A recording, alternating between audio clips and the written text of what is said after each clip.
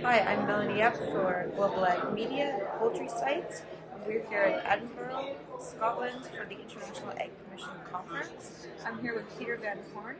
Peter Van Horne is the Poultry Economist at Wageningen University and Research. I hope I said that correctly, Peter. Yes. It's tough on the mouth.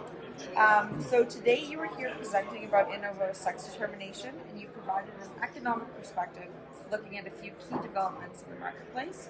Specifically, you mentioned three key developments that have come about since 2022. So I'm hoping that we can take a moment today to kind of unpackage those briefly.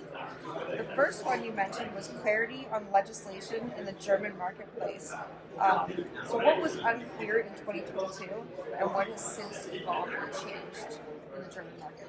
See, it all started in Germany. Germany came up with legislation to have a ban on culling of day-old chicks. And first they said, well, it should be on a certain day there should be a selection, and the proposal was to put it on day 7, and that's impossible for the technique. So now they took a decision: we can do the sex determination till day 12, because there was evidence that till day 12 there was no brain activity in the embryo. Right, so therefore it was no longer a welfare issue, correct? Yeah.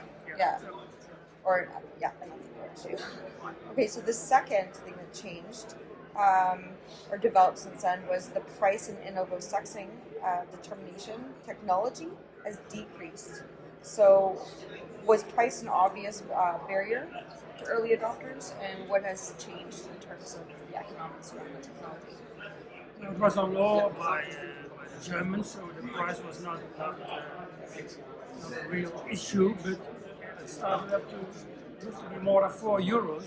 So then 2 years ago it was 350, and now it's going down to 310. So we see a rapid development that price is decreasing, and that's not relevant for the Germans, but for many other countries in Europe. They're waiting for a decreasing price, so it's very relevant for other countries. We're watching what's going on in Germany. When you say €4, 350, and 310, what unit are we looking at? It's euros per. That's for the sex determination per bird, per male.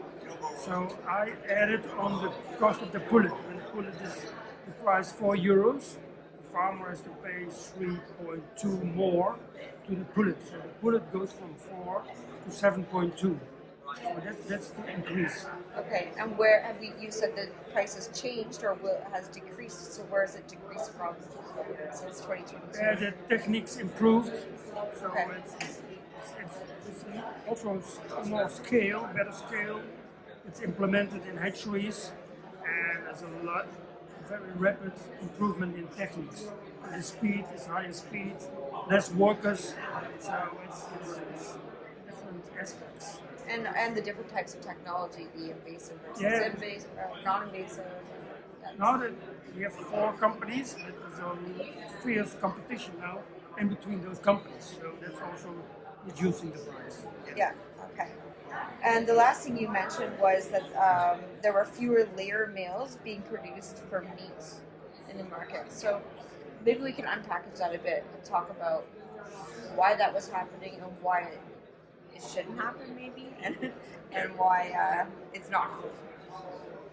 See, the most easy way to find a solution by not culling was growing the males, because then you are certain they have the numbers. But by improving the techniques, it's more advanced and you have less errors, because it started with 4 or 5 errors. It's very expensive, now it's only 1% errors.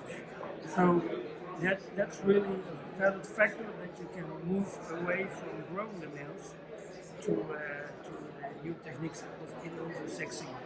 Another reason is we had very high feed prices, so growing the males was more expensive at one moment, 1 year ago. So that's also a disadvantage of growing the males. So it's a combination of new techniques, reduction in price, and expensive growing of the males. And I believe your calculations even factored in the carbon footprint of growing out male layers versus the carbon footprint of Yeah, but I'm not sure that was in the discussion, but having the discussion at the moment in the Netherlands. I know the retailers are really focusing on carbon footprint, and they think that's an important factor. So in the Netherlands now, the retailers are worrying about the carbon footprint, so they don't want growing the maize. Right. Understood. Okay.